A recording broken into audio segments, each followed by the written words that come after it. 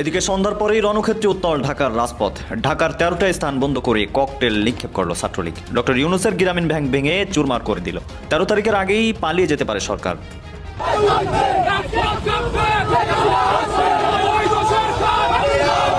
আওয়ামী লীগের লকডাউন তো সফল হতে যাচ্ছে। আওয়ামী লীগের এই লকডাউনের আগে পরিস্থিতিটা যা দাঁড়িয়েছে, আওয়ামী লীগের যে মূল শক্তি তৃণমূলের শ্রমজীবী মানুষ কিন্তু পথে বেরিয়ে এসেছেন এবং তারা মিছিলগুলোতে যোগ দিতে শুরু করেছেন, যেটাই আওয়ামী লীগের লকডাউন সফল করে দিয়েছে। বিশ্ব মিডিয়াও ইঙ্গিত দিচ্ছে যে ইউনূসের পতনের পরেই আওয়ামী লীগ আসলে দাবিয়ে রাখা যাচ্ছে না। আজকে যদি হঠাৎ করে ইউনূস সরকারের পতন হয়, কারণ যে কোনো সময় পতন হতে পারে, আজকে ইউনূসের পতন হলে কি হবে? এই যে বিএনপির নামে, জামাতের নামে যারা দাপিয়ে বেড়াচ্ছে, এরা কি পালাবে নাকি পালাবে না? ভাই, পুরোটা আওয়ামী লীগের দখলে আসবে কি আসবে না মাঠ? সবাই মনে করছে যে আরো বড় ধরনের একটা পরিকল্পনা হয়তো কালকে বা পরশু ঘটাতে পারে। কি ধরনের ঘটনা ঘটাতে পারে যেটা আন্তর্জাতিক একটা খবরের জন্ম নেবে, সেই রকম একটা পরিস্থিতি তৈরি করার চেষ্টা করা হচ্ছে।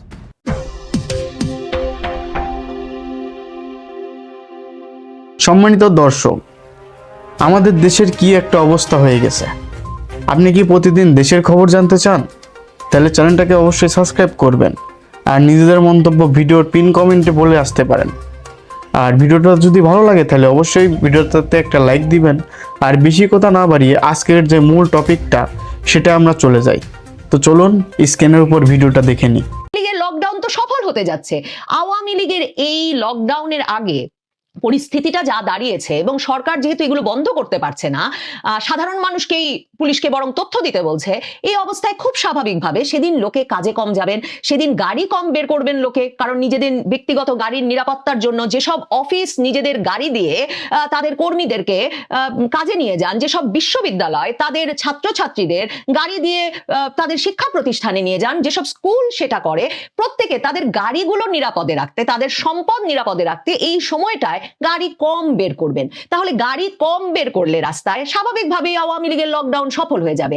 আওয়ামী লীগ আসলে এর চেয়েও যা নিয়ে তাদের বাংলাদেশ আওয়ামী লীগের ফেসবুক পেজে গেলে দেখবেন তাদের যে মানে উৎসাহ, তার একটা বড় কারণ তারা এখন বাংলাদেশের বিভিন্ন জায়গায় দেখছে যে আওয়ামী লীগ এবং তার অঙ্গ সংগঠন সমূহ, নারী সংগঠন, শ্রমিক সংগঠন, যুব সংগঠন, ছাত্রলীগ যুবলীগ তো বটেই, মানে ছাত্র সংগঠন তো বটেই, তারা একের পর এক বাধাহীন, মানে তাদেরকে বাধা দেওয়া যায় না, বাধা তো তারা পেয়েছেন, মামলা হয়েছে, হামলা হয়েছে, কি হয়নি, এবং হত্যা মামলা হচ্ছে, হত্যা প্রচেষ্টা মামলা হচ্ছে, দিনের পর দিন আটকে থাকছেন, সন্ত্রাসবাদ আইনে মামলা হচ্ছে, কঠিন কঠিন মামলা হচ্ছে, কিন্তু তারা মিছিল বের করে গেছেন। মানে লোকে হেসেছে যে এক জায়গায় জয় বলছেন তো আরেক জায়গায় গিয়ে বাংলা বলছেন। তো হাসনাত আব্দুল্লাহরা যারা 100 জন লোক অনেক সময় জড়ো করতে পারেন না, এমনকি শীতাতপ নিয়ন্ত্রিত অডিটোরিয়ামে, কদিন আগে ভিডিও দেখলাম যে এইরকম এক সমাবেশে গিয়ে 25-30 জন লোক অডিটোরিয়ামে দেখে তিনি আর মঞ্চে বসেন নাই, তিনি মঞ্চ থেকে নেমে বরং নিচেই বসেছিলেন।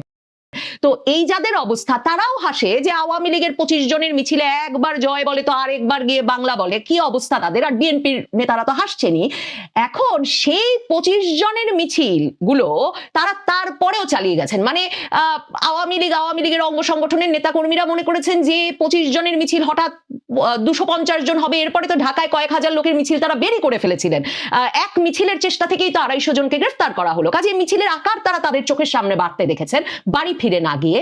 এবং এখন তারা সবচেয়ে যেটা নিয়ে উৎসাহিত সেটা হচ্ছে আওয়ামী লীগের যে মূল শক্তি তৃণমূলের শ্রমজীবী মানুষ কিন্তু পথে বেরিয়ে এসেছেন এবং তারা মিছিলগুলোতে যোগ দিতে শুরু করেছেন, যাদের কোনো সংগঠনে কোনো সংশ্লিষ্টতা নাই, কোনো পদ নাই।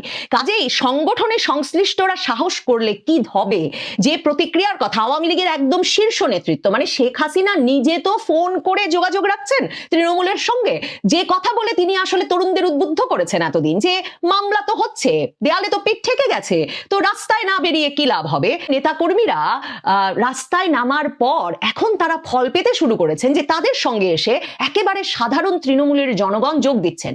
এবং আওয়ামী লীগের নেতা কর্মী এমনকি সমর্থকেরা জানেন যে আওয়ামী লীগের একেবারে তৃণমূলের খেটে খাওয়া মানুষের ভয় যখন কেটে যায় এবং সেই মানুষ যখন আওয়ামী লীগের মিছিলের পেছনে দাঁড়াতে চায়, আওয়ামী লীগের মিছিল বের করতে সামনে এগিয়ে আসে, তখন আওয়ামী লীগের মিছিল বন্ধ করা, ঠেকানো অসম্ভব হয়ে পড়ে। সরকারের আশঙ্কা, শঙ্কা, ভয় সেখানেই।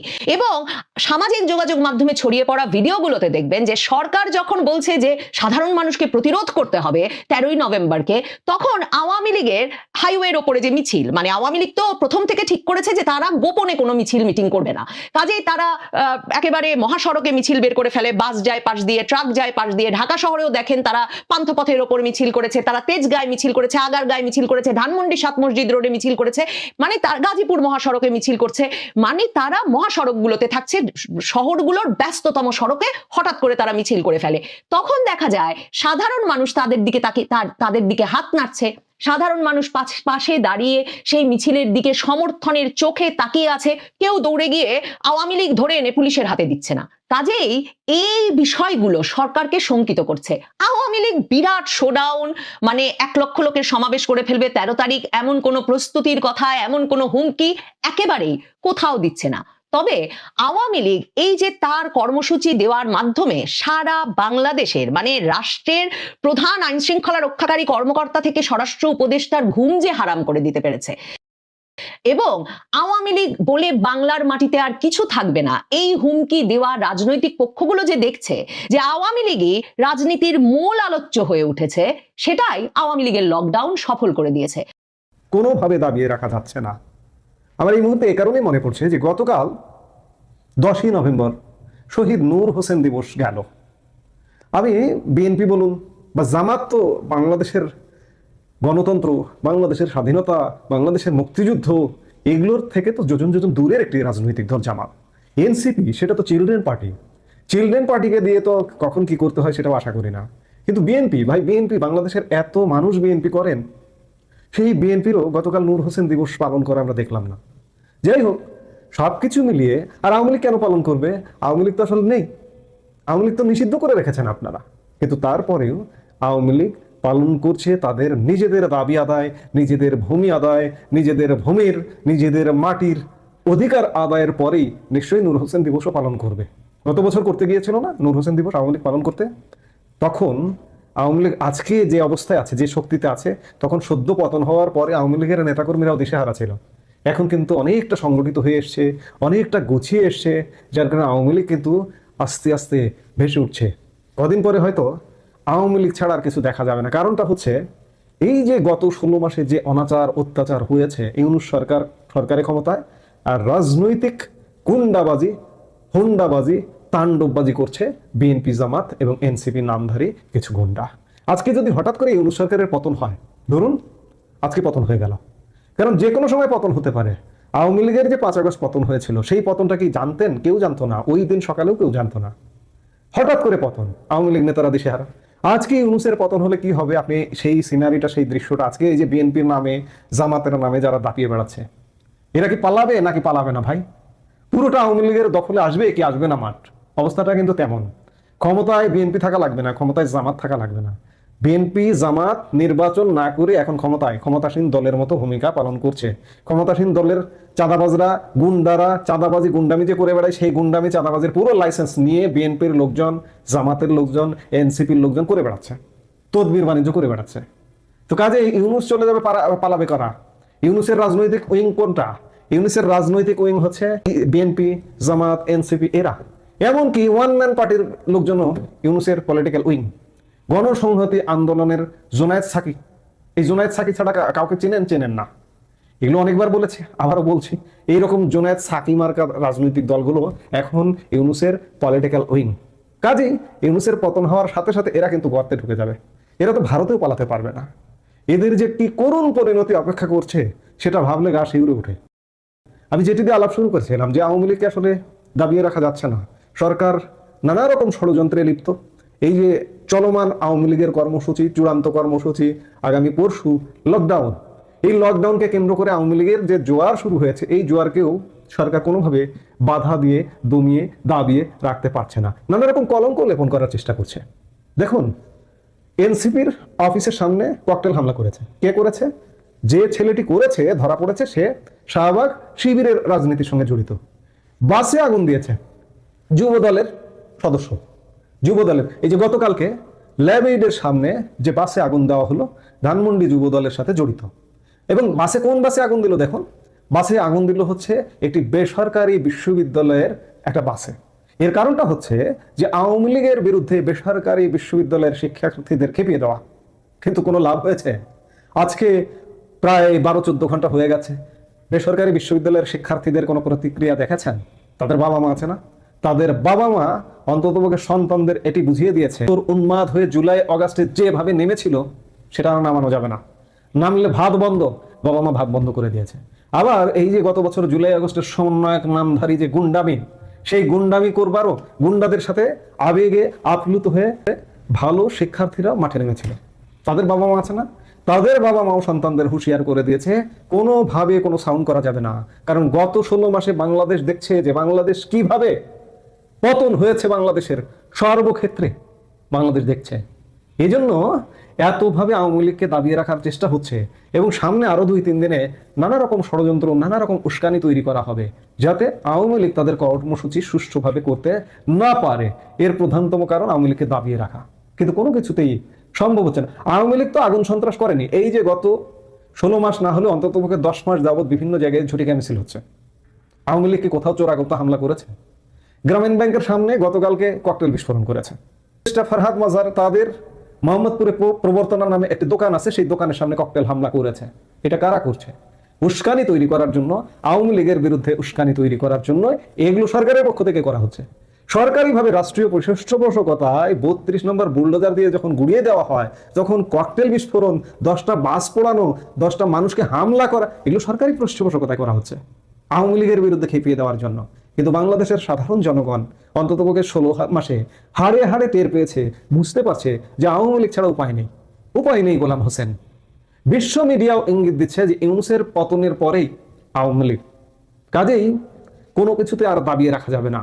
মানুষ জেগেছে, মানুষ আর একবার সুযোগ পেয়েছে এদেশ বিরোধী, বাংলাদেশ বিরোধী, মুক্তিযুদ্ধ বিরোধী শক্তিকে পরাজিত করার।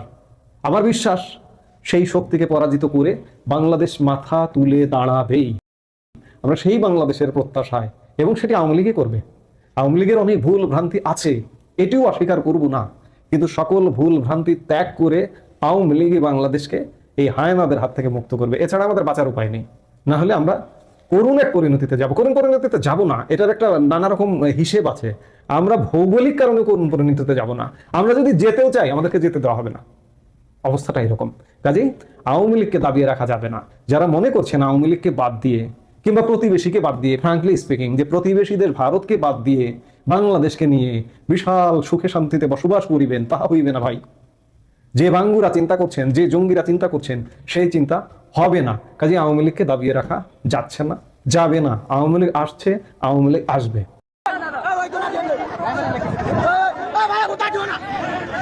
সব যায় বাংলার লোক, টুঙ্গিপাড়া গোপালগঞ্জ সব যায় বাংলার লোক, রাস্তা অবরোধ করছে।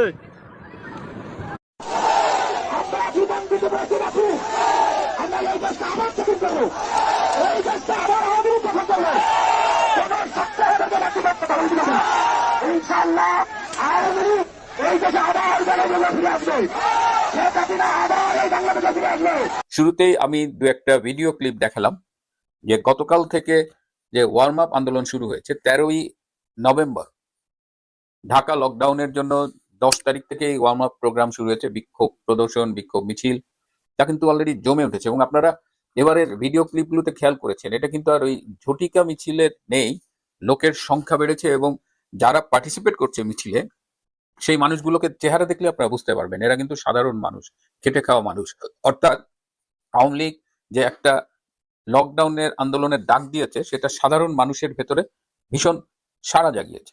এই যে সাধারণ মানুষের ভেতরে সাড়া জাগিয়েছে, এটা আবার ইউনূসের উপদেষ্টা এবং তার যে সাঙ্গপাঙ্গরা আছে, বিশেষ করে জামাত শিবির এবং এনসিপি, এদের বুকের মধ্যে কাঁপন ধরেছে। এবং আপনারা, আমি সকালেই এপিসোড করে বলেছিলাম যে এই যে একটা অহিংস শান্তিপূর্ণ লকডাউন আন্দোলনের ডাক দিয়েছে আওয়ামী লীগ, এটাকে মানে সহিংসভাবে মোকাবেলা করার ষড়যন্ত্র করছে ইউনূস গং। এবং আমি সকালে বলতে না বলতেই আমি অ্যাটলিস্ট 3টে খুব চমকপ্রদ তথ্য পেয়েছি, আপনারা একটু মিলিয়ে দেখবেন।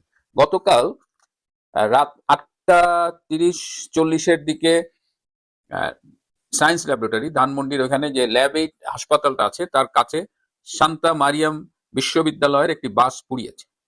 এই বাসটি কারা পুড়িয়েছে হয়তো আপনারা বলবেন যে যারা লকডাউন আন্দোলন করেছে তারা পুড়িয়েছে। এবার আমি আপনাদের একটা ইন্টারেস্টিং ইনফরমেশন দিই, আপনারা একটু মিলিয়ে দেখবেন। ওই বাসটি যখন পুড়ছিল ঠিক তখনই তার খুব কাছের একটা মসজিদে ইসলামী ছাত্র শিবির মিটিং করতেছিল। এবার আমি একটু দুয়ে দুয়ে মিলাই। বেসিক্যালি ওই মসজিদের শিবির অবস্থান করে এনশিওর করছিল যে তাদের পাঠানো সন্ত্রাসীরা ঠিকমতো গাড়ি পোড়াচ্ছে কিনা। শান্তা মারিয়াম ইউনিভার্সিটির বাসটি পুড়িয়েছে শিবিরের সন্ত্রাসীরা এবং সেটি তার কাছের মসজিদে বসে শিবিরেরই কিছু নেতাকর্মী মনিটর করেছে। আপনারা জানেন যে শিবির এই কাজগুলোতে খুব অভিজ্ঞ এবং পারদর্শী। তারা দীর্ঘকাল ছাত্রলীগের ভেতরে থেকে হেলমেট পরে নানান রকমের অপকর্ম করে ছাত্রলীগ যাতে বিতর্কিত হয়, ছাত্রলীগের কাঁধে যেন দোষ এসে পড়ে, সেই ব্যবস্থা তারা করেছে। এই যে হেলমেট লীগ বলে ছাত্রলীগকে যে আমরা কটাক্ষ করতাম, এই হেলমেট লীগটা ছিল আসলে ছাত্রলীগের লুঙ্গির তলে অবস্থানকারী শিবির। কালকে সায়েন্স ল্যাবে শান্তা মারিয়াম ইউনিভার্সিটির বাস পুড়িয়েছে শিবির কর্মী। ময়মনসিংহে শামীম এন্টারপ্রাইজের একটি বাস পুড়েছে। কে এই শামীম? এই শামীম এন্টারপ্রাইজের মালিক কে? এই শামীম এন্টারপ্রাইজের মালিক হলো আমিনুল হক শামীম। এই আমিনুল হক শামীম হলো ময়মনসিংহের মেয়র ছিলেন ইকরামুল হক টিটু, তার ভাই, আপন ভাই।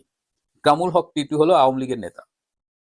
তো আওয়ামী লীগের নেতার বড় ভাই, সে নিজেও আওয়ামী লীগের সাথে সম্পৃক্ত। তার বাস কেন লকডাউন আন্দোলনের সমর্থকরা পোড়াতে যাবে? হিসাব কি মেলে? আবারও সেই বলছি, শিবির, এনসিপি, এদের সন্ত্রাসীরা মিলে এই কাজগুলো করছে। আরেকটি ইন্টারেস্টিং তথ্য দিই যে গতকাল রাত 11টার দিকে এই এনসিপির অফিসের সামনে ককটেল হামলা হয়েছে, আমি যেটা বলেছিলাম, এবং সাসপেক্ট করা হয়েছিল যে সেখানে যাদের গ্রেপ্তার করেছে 5 জন, তার মধ্যে একজন শাহবাগের শিবির কর্মী। আজকে এই তথ্য বেরিয়ে এসেছে যে কারা ককটেল ফটিয়েছে। ওই সময় এনসিপির অফিসে তাদের একজন কেন্দ্রীয় নেতা তাসনিম জারা এসেছিলেন মনোনয়ন পত্র তুলতে, এবং আপনারা জানেন যে তাদের অফিসে বেশ কিছু সাংবাদিক অবস্থান করে, এবং তাসনিম জারা যেহেতু তাদের সেলিব্রিটি লিডার, তাসনিম জারা যখন আসবে তারা তখন একটা নিউজ ক্রিয়েট করতে চেয়েছিল। এই জন্য তারা এই ককটেল নাটকটা পুরো সাজিয়েছে। কিভাবে বুঝলাম সাজিয়েছে? স্ক্রিপ্ট এরকম ছিল যে যখন ককটেল বিস্ফোরিত হবে এবং তখন তারা ওইখানে একটু দৌড়াদৌড়ি করবে, মানে ওই জায়গায় যে মানে একটা অতর্কিত হামলা হলে যেমন সবাই এদিক ওদিক যায় সেটা না, নেতারা ওইখানেই দৌড়াদৌড়ি করছিল এবং প্ল্যান ছিল যে খুব কাছে একজন থাকবে, তাকে সবাই মিলে ধাওয়া দিবে। তো এখন যখন এই ককটেল বিস্ফোরণ করছে তখন ওই যে ধাওয়া দিবে যাকে, তাকে আর খুঁজে পাচ্ছে না। তখন কই গেল, পরে দেখা যাবে যাকে ধাওয়া দেওয়ার কথা সে রাস্তার ওপারে দাঁড়ায় আছে। তো ফোন করছে, বলছে ভাই আমি তো এই পারে আসছি, আমাকে ধাওয়া দেন। বাট বাই দ্যাট টাইম কিন্তু 10 মিনিট হয়ে গেছে। তো তখন আর এই ধাওয়ার নাটক করেনি। আমি এই যে একটা ছবি দেখতেছেন না, এই যে দেখেন একটা অবিস্ফোরিত ককটেল ছিল। তো ককটেল সাধারণত উদ্ধার করে কে? পুলিশের স্পেশাল টিম থাকে বা বোম ডিসপোজাল ইউনিট থাকে। পৃথিবীর কোথাও দেখছেন যে এরকম খালি হাতে বোম ধরতেছে, মুখে কোনো প্রোটেকশন নাই, তার পায়ের জুতোটা দেখেন, একটা স্নিকার পরা, এটা পুলিশের ড্রেস কিনা, এরা কারা, আসিফ বাহিনী কিনা? মানে মানে নাটক যখন আপনি সাজান, স্ক্রিপ্ট দুর্বল হলে এই ঘটনাগুলো ঘটে। সুতরাং এই যে ঘটনাটা এনসিপির অফিসের সামনে ঘটালো এবং সাধারণত একেবারে লোকজন ভরা, সেইখানে কি আওয়ামী লীগ যে দাঁড়াইতেই পারে না রাস্তায় পুলিশের অত্যাচারে বা সন্ত্রাসীদের অত্যাচারে, তারা কি একেবারে যখন লোকজন ভর্তি তখন ককটেলটা মারবে? সুতরাং এনসিপির এই ককটেল নাটক যে সাজানো ছিল এটাও একদম স্পষ্ট হয়ে গেছে। এই অবস্থায় শিবির যে এই আকামগুলো করে এবং শিবিরের চেলায় এনসিপি যে আকামগুলো করে, এটা কিন্তু আগেও আমরা দেখেছি। যখন রংপুরের আবু সাইদ মারা গেল তখন কিন্তু আমরা বলেছিলাম যে আবু সাইদ শিবির করে। সে কি যারা মানে নেটিজেনরা তো খেপে গেল আর কি, আমি শিবির কেন বললাম। আলটিমেটলি দেখা গেল শুধু শিবির করে না, সে একেবারে শিবিরের সাথী সদস্য, ওই লেভেলের ক্যাডার, এবং তাকে হত্যা করা হয়েছে। সে পুলিশের রাবার বুলেটের আঘাতে মারা যায়নি, তাকে আড়ালে নিয়ে 4 ঘন্টা রেখে তাকে হত্যা করে হাসপাতালে নিয়ে আসা হয়েছে। তো শিবির এটা নতুন কিছু না, শিবির এই আকামগুলো করেই। এদিকে আপনারা নিশ্চয়ই জানেন যে গতকাল দিল্লিতে রেড ফোর্ট, যেটাকে লাল কেল্লা বলে, লাল কেল্লার কাছে একটা সিগন্যালে একটা গাড়ি বোমা বিস্ফোরিত হয়েছে। ভারত কর্তৃপক্ষ বলেছে যে যারাই এই বোমা বিস্ফোরণের সাথে জড়িত থাকুক তাদের তদন্ত করে চিহ্নিত করা হবে, এবং ধারণা করা হচ্ছে যে এটি একটি আত্মঘাতী গাড়ি বোমা হামলা। কিন্তু ভারত কিন্তু কাউকে অভিযুক্ত করেনি। That's the beauty of democracy, যে তারা ইনভেস্টিগেশন করে তারা ফাইন্ড আউট করবে। এদিকে কাশ্মীরের ওইদিকে 3 জন ডাক্তারকে গ্রেপ্তার করা হয়েছে, তাদের এক ডাক্তারের কাছে হিউজ পরিমাণ আরডিএক্স বিস্ফোরক পদার্থ পাওয়া গেছে। এই 3 জনের মধ্যে একজন আবার মহিলা ডাক্তার, এবং তার কাছে একটা AK-47 রাইফেল পাওয়া গেছে। তো গত কয়েকদিন ধরেই এই আরডিএক্স পাউডার উদ্ধার করা, AK-47 উদ্ধার করা, পুলিশের এই অ্যান্টি টেরোরিস্ট ইউনিট এবং অন্যান্য গোয়েন্দা সংস্থা, নিরাপত্তা বাহিনী তারা একটা কিছু সাসপেক্ট করছিল যে কিছু একটা হতে পারে। আবার আজকে ইসলামাবাদে আর একটা আত্মঘাতী বোমা হামলা হয়েছে, যেখানে বলা হচ্ছে 12 জন নিহত হয়েছে। তো ভারতের এই হামলায় আমাদের উপদেষ্টাদের কিন্তু গলা শুকিয়ে গেছে। গাড়ি বোমা হামলা হয়েছে ভারতে, তারা তদন্ত করবে, তারা কিন্তু এখনো বলেনি। যদিও দুই একটা মিডিয়া বলতেছে যে এখানে লস্করে তাইয়াবা তাদের বাংলাদেশ ইউনিটকে ইনভলভ করতে পারে। পাকিস্তানের যে সন্ত্রাসী গোষ্ঠী আছে তারা অনেকেই বলছেন যে তাদের বাংলাদেশেও তাদের কার্যক্রম শুরু হয়েছে এবং বাংলাদেশ থেকেও তারা ভারতকে অ্যাটাক করতে চায়। তো আমাদের কয়েকজন উপদেষ্টার, আমার সূত্রগুলো কথা বলে জানিয়েছে যে উপদেষ্টারা এখন ভয়ে আছে যে ওই বোমা হামলার সাথে বাংলাদেশের সম্পৃক্ততা পাওয়া যায় কিনা। একজন উপদেষ্টা তো বললেন বাংলাদেশের কেউ জড়িত না থাকলেও নাকি ভারত বাংলাদেশকে সম্পৃক্ত করে দেবে, মানে এটা তার ভয়। এই যে এই ভয়টার আমি কারণ বুঝলাম না। তবে বাংলাদেশ থেকে যদি এই হামলার সাথে কোনো সম্পৃক্ততা পাওয়া যায় তাহলে কিন্তু খবর আছে। প্রিয় বন্ধুরা, লকডাউন 13 তারিখ, লকডাউন সফল করা আপনার আমার দায়িত্ব, কারণ বাংলাদেশকে আমরা এই ইউনূস হায়নার হাত থেকে রক্ষা করতে চাই।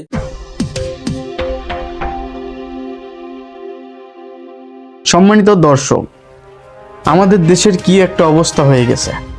আপনি কি প্রতিদিন দেশের খবর জানতে চান? তাহলে চ্যানেলটাকে অবশ্যই সাবস্ক্রাইব করবেন আর নিজেদের মন্তব্য ভিডিওর পিন কমেন্টে বলে আসতে পারেন। আর ভিডিওটা যদি ভালো লাগে তাহলে অবশ্যই ভিডিওটাতে একটা লাইক দিবেন। আর বেশি কথা না বাড়িয়ে আজকের যে মূল টপিকটা সেটা আমরা চলে যাই। তো চলুন স্ক্রিনের উপর ভিডিওটা দেখে নিই।